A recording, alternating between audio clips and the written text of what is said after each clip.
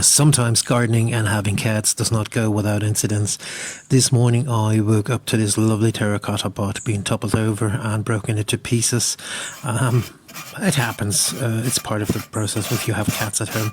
So I decided to use this, well, still intact bottom and turn it into a bonsai pot. Started off by sanding the corners because I've actually already cut myself picking them up from the ground. They are fairly sharp, actually a bit more sharp than glass, to be honest. Once you've done that, you've got the corners sorted, that should do you fine. You see this massive big hole in the middle and missing little small drainage holes. I don't want to take the risk and drill more holes in there.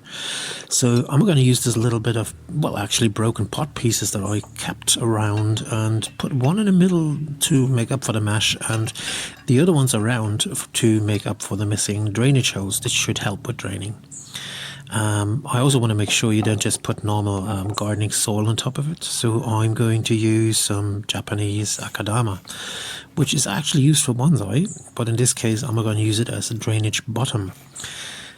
I'll put normal soil on top of it then, because I only got this small little Japanese maple tree from the gardening center I bought the other day. It was the last one of a massive table of sales plants, $3.99. I didn't know what to do, so I just took it. Well, the cats have now given me something to do with it. There it is. It has those little choppings on top. I'll keep them for later.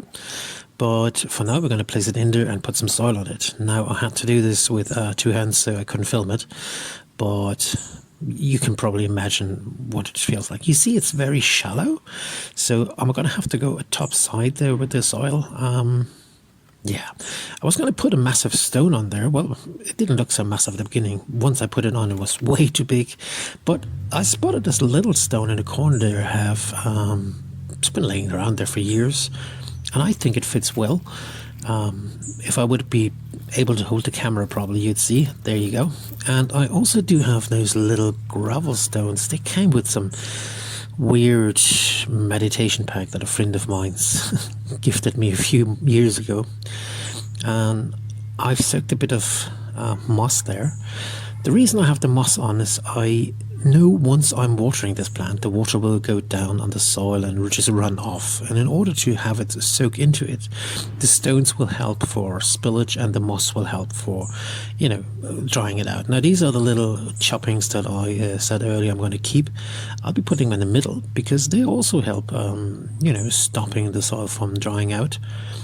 Therefore, the tree should be fairly well. It's pretty much what I'm going to do with that tree. It's still an early stage. The tree needs to develop. This is why I haven't placed it in solely akadama. I should have put it in a development pot, but well, I have this one.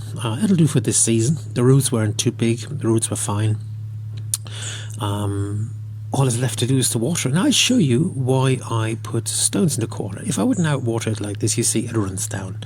So put it back up, and watering has to be done over these stones in the corner. Now it sinks slowly to the bottom, and the moss at the beginning, at the front, stops it from drying out. It's a young tree. I don't want to place it too much in the sunlight.